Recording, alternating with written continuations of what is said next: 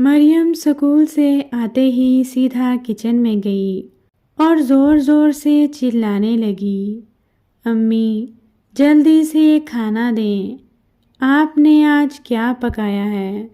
بتائیں، مجھے سخت بھوک لگ رہی ہے۔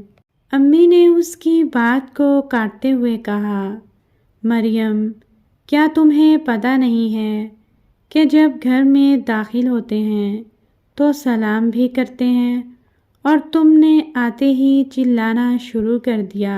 پہلے یونیفارم تو تبدیل کر لو، پھر آ جاؤ، میں کھانا لگا رہی ہوں۔ پہلے آپ مجھے یہ بتائیں کہ آج کیا بنایا ہے؟ مریم کی امی نے کہا، آج میں نے آلو بینگن بنائے ہیں۔ مریم نے سنتے ہی منہ بنا لیا اور کہا، مجھے نہیں کھانا ایسا کھانا، کبھی تو اچھی چیز بنا لیا کریں۔ آپ کو معلوم ہے میں یہ آلو بینگن نہیں کھاتی، ہر روز سبزی، ہر روز سبزی۔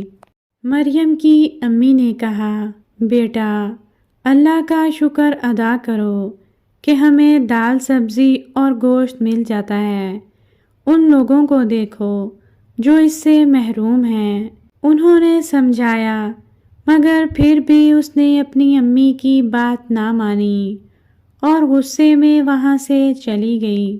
اگلے روز جب وہ سکول سے واپس آ رہی تھی تو اس نے دیکھا کہ کچھ بچے کچرے کے ڈھیر کے پاس کھڑے ہیں۔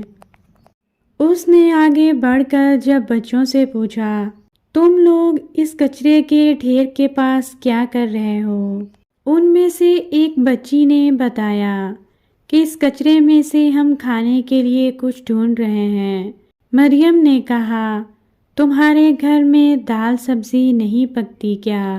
نہیں، ہم غریب لوگ ہیں، ہمارے پاس کھانے پکانے تک کے پیسے نہیں ہیں۔ مریم یہ سن کر حیران رہ گئی اور اسے بہت دکھ ہوا۔ وہ گھر آ کر اپنے کمرے میں بیٹھ گئی۔ اس نے نہ ہی کوئی سوال کیا، نہ کوئی نخرہ یا مطالبہ۔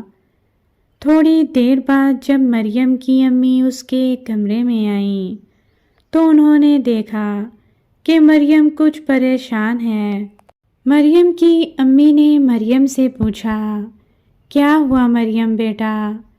آج تم کچھ پریشان دکھائی دے رہی ہو اور تم نے یونیفارم بھی تبدیل نہیں کیا۔